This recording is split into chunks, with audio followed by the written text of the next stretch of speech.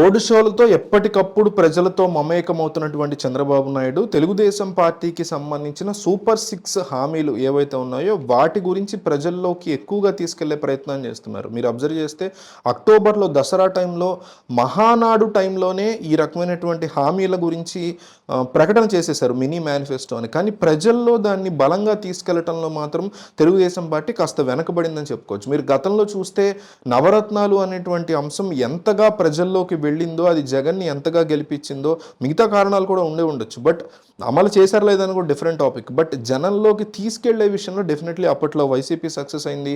కానీ గతంలో మొన్న మినీ మేనిఫెస్టో ప్రకటించినప్పుడు మాత్రం చంద్రబాబు నాయుడు కావచ్చు, తెలుగుదేశం శ్రేణులు దాన్ని క్లియర్గా జనాలకు తీసుకెళ్లడంలో డెఫినెట్లీ ఫెయిల్ అయ్యి, తెలుగుదేశం పార్టీకి అనుకూల మీడియా కావచ్చు వీళ్ళందరూ కూడా ఫెయిల్ అయ్యారు. అయితే అందుకని ఇప్పుడు చంద్రబాబు నాయుడే ఆ బాధ్యతని భుజాన వేసుకున్నట్టుగా కనిపిస్తున్నారు. ఆయన పూర్తిగా తన రోడ్ షోలు మొత్తాన్ని కూడా హామీలని క్లియర్ కట్గా ఎక్స్ప్లెయిన్ చేస్తున్నారు. ఒక్కొక్క హామీని ఒక్కొక్క వ్యక్తికి 1500 ఇవ్వటం కావచ్చు, లేకపోతే అమ్మకి వందనం, మహాలక్ష్మి అనేటువంటి కాన్సెప్ట్, శ్రీశక్తి అనే కాన్సెప్ట్, పిల్లలకి ఇచ్చేటువంటి 15,000 కాన్సెప్ట్, ఇవన్నీ కూడా చాలా జాగ్రత్తగా ప్రజలకు ఇదిగో నేను ఇంత ఇద్దాం అనుకుంటున్నా, ఇంత ఇస్తా, మీ ఇంట్లో 4 పిల్లలు ఉంటే 60,000 ఇస్తా సంవత్సరానికి, ఇట్లా క్లియర్ కట్గా ఆయన ఒక్కొక్క అంశాన్ని చెప్పుకుంటూ వస్తున్నారు. అందులో భాగంగానే మహిళలకి ఉచిత బస్సు ప్రయాణం గురించి కూడా ఆయన వివరిస్తున్నారు. నేనే మీ చంద్రనే డ్రైవర్గా ఉంటాడు, ప్రగతి పథంలో రాష్ట్రాన్ని తీసుకెళ్తాడు, అందుకని బస్సుకి డ్రైవర్గా నేనే ఉంటా, ఆ బస్సులో మీరు ఉచితంగా ఎక్కొచ్చు అంటూ కూడా ఆయన రీసెంట్గా వ్యాఖ్యానించారు. ఇందులో భాగంగానే ఆయన పెన్షన్ల గురించి మాట్లాడారు. పెన్షన్లు ఆల్రెడీ ఏపీలో సచివాలయ సిబ్బంది 130,000 మంది ఉన్నారు, మీరే చెప్పుకుంటున్నారు. కాబట్టి మీరు చెప్తున్నటువంటి ఆ సిబ్బందితో మీరు ఇంటింటికి పెన్షన్ని ఎందుకు తీసుకుని వెళ్ళలేకపోయారు, ఎందుకు పెన్షన్ మీరు ఇప్పించలేకపోయారు?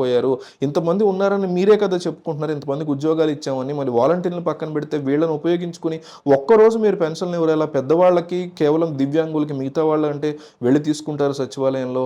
మీరు శవ రాజకీయాలు చేయొద్దు, పేదవాళ్ళ శవాలను అడ్డం పెట్టుకుని చేయొద్దు అంటూ కూడా ఆయన తీవ్ర వ్యాఖ్యలు చేశారు.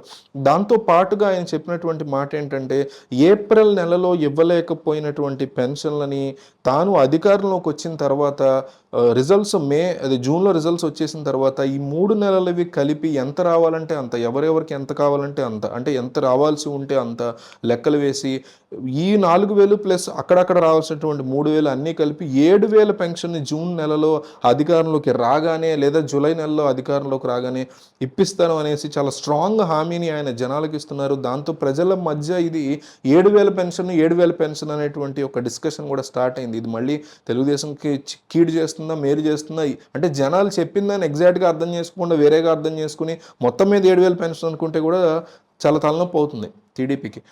గెలిచిన తర్వాత తలనొప్పి అవుతుంది. సో ఇట్లాంటి సిచ్యువేషన్లో, ఇట్లాంటి పరిస్థితుల్లో ఏపీ ప్రజల ఓటు ఎవరికి ఉండబోతోంది అనేది మీరు తెలియజేయండి. కొన్ని వేల మంది ఆంధ్రప్రదేశ్లో, లక్షల మంది ఈ వీడియోలు చూస్తున్నారు కాబట్టి ప్రజలు ఏమనుకుంటున్నారో వాళ్ళు అబ్జర్వ్ చేస్తారు. సో జనం ఎవరికి ఓటు వేయబోతున్నారు, ఎవరి వైపు ఉన్నారు, ఓట్ ఫర్ జగన్ లేదా ఓట్ ఫర్ చంద్రబాబు, లేదా మీరు నోటాకు ఓటు వేస్తారంటే ఓట్ ఫర్ నోటా, ఏదో ఒకటి తెలియజేయండి. ఏపీ ప్రజలు ఎవరి వైపు ఉన్నారని క్లియర్ కట్గా అర్థం కావాలి. ఓట్ ఫర్ జగన్ లేదా ఓట్ ఫర్ చంద్రబాబు అని మీరు ఒక్క కామెంట్ వేస్తే సర్వే సంస్థలు చూసి ప్రజలు ఎటువైపు ఉన్నారో అర్థం చేసుకుని ఫలితాలు ఇస్తాయి. కాబట్టి వీడియో చూసి వెళ్ళొద్దు, కంపల్సరీ కామెంట్ చేయండి ఓట్ ఫర్ జగన్ లేదా ఓట్ ఫర్ చంద్రబాబు అని.